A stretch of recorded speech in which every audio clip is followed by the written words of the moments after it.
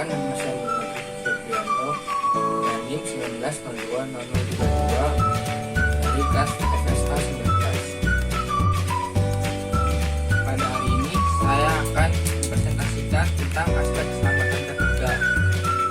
Aspek keselamatan ketiga sangat penting untuk diterapkan di lingkungan rumah maupun di tempat kerja. Contohnya pada proses memasak. Bagaimana caranya kita menerapkan ketiga dan hal-hal apa yang penting untuk diterapkan. Istilah-istilah pada aspek ketiga yaitu meliputi hazard dan risk. Dan apa itu bahaya? Hazard atau bahaya merupakan sumber potensi kerusakan atau situasi yang berpotensi menimbulkan kerugian. Sesuatu disebut sebagai sumber bahaya hanya jika memiliki risiko menimbulkan hasil yang negatif. Secara singkat, hazard merupakan sumber dari potensi bahaya.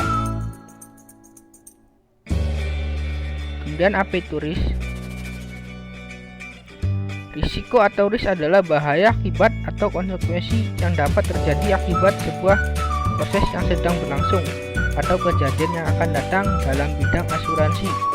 Risiko dapat diartikan sebagai suatu keadaan ketidakpastian, di mana jika terjadi suatu keadaan tidak dikehendaki dapat menimbulkan suatu kerugian.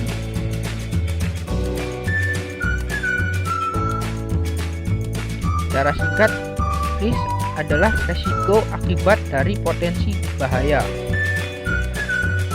Selanjutnya, 5 hierarki pengendalian resiko. Yang pertama ada eliminasi atau menyingkirkan, menghilangkan dari potensi bahaya. Kedua, substitusi, mengganti peralatan, mesin dan bahan yang lebih baik dan aman. Ketiga, engineering control, merancang alat, mesin atau tempat kerja agar menjadi lebih baik. Keempat, administrasi, pemberian prosedur atau aturan rambu-rambu serta pelatihan di tempat kerja. Dan kelima, APD, penggunaan alat pelindung diri seperti wear pack, safety shoes dan lain-lain.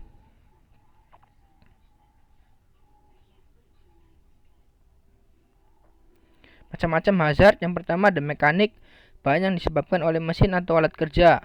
Kedua, fisika, bahaya yang disebabkan oleh kebisingan udara panas, dingin, kekurangan penerangan, getaran, serta radiasi. Ketiga, kimia, bahaya yang disebabkan oleh paparan bahan kimia seperti uap, asap, tercemar bahan kimia. Keempat, biologi, dari mikroorganisme atau mikrobiologis terdiri dari parasit, protozoa, dan cacing, virus dan bakteri, protogen, dan dapat tumbuh dan berkembang di dalam bahan panganan. Kelima, ergonomi, bahaya yang disebabkan oleh potensi kerja, jam kerja, dan beban kerja. Terakhir, suatu bahaya yang ditimbulkan karena adanya interaksi aspek-aspek uraian tugas lingkungan yang mengganggu mental.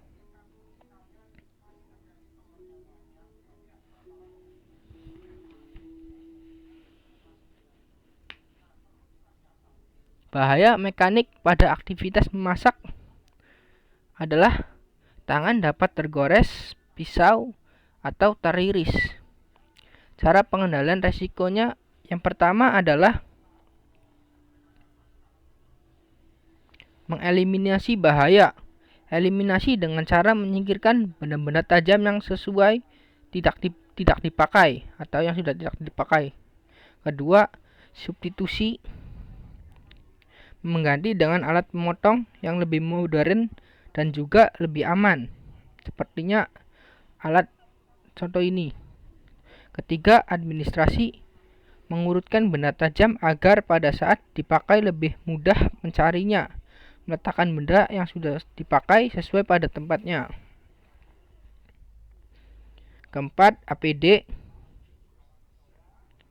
penggunaan sarung tangan anti gores agar saat proses pemotongan tangan tidak terluka.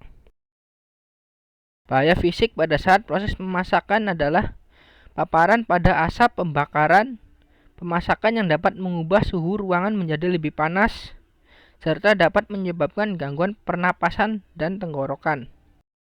Pengendalian risiko yang pertama adalah mengeliminasi atau membuka atau menghilangkan benda yang dapat mengganggu jalan keluarnya dari paparan asap pada saat melakukan kegiatan memasak. Kedua, substitusi tidak ada karena tidak ada yang perlu diganti pada area dapur.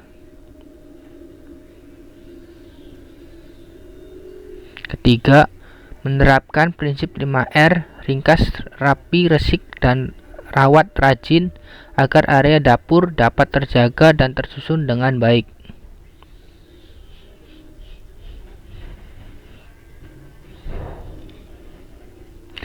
Hazard biologi atau bahaya biologi merupakan bahaya paparan mikroorganisme yang dihasilkan oleh udara atau hewan kecil, contohnya semut, ulat, kecoa, dan lain-lain.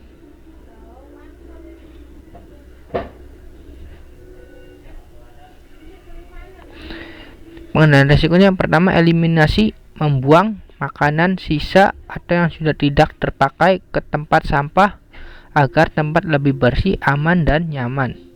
Kedua, substitusi, memasukkan makanan ke dalam rak makanan kulkas ke tempat yang tertutup agar makanan tidak tercemar.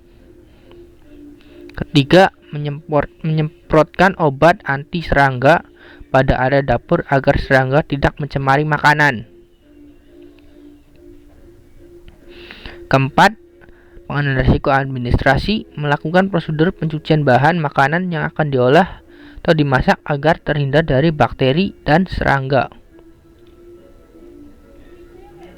Bahaya kimia atau paparan pada asap yang terdapat kandungan kimia, misalnya bumbu instan, contohnya bubuk ayam, MSG, dan bumbu lainnya. Cara pengendalian risikonya adalah cara yang pertama, eliminasi tidak diperlukan. Kedua, substitusi, mengganti bumbu serbuk instan tersebut menggunakan bahan yang alami, contohnya bawang merah dan putih dan lain-lain. Ketiga, pengendalian risiko engineering control, yaitu memasukkan bumbu ke dalam tempat semestinya, contohnya toples, wadah kotak, bumbu, dan lain-lain. Yang keempat, mengenai risiko administrasi, melihat komposisi bubuk penyedap pada saat akan digunakan, apakah komposisi itu layak untuk dikonsumsi, dan juga cek tanggal expirednya. Kelima, pengendalian risiko APD, menggunakan alat pelindung diri yaitu masker. Kemudian yang terakhir, bahaya ergonomi, resikonya adalah lamanya waktu berdiri saat memasak yang dapat menyebabkan kram dan kecapean pada anggota badan. Pengendalian risikonya adalah yang pertama, eliminasi tidak diperlukan karena tidak ada yang perlu dilakukan. Kedua, substitusi tidak ada karena tidak diperlukan.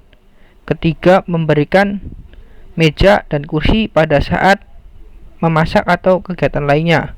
Yang keempat, pengendalian administrasi, melakukan peregangan pada anggota badan untuk menghindari nyeri pada anggota tubuh.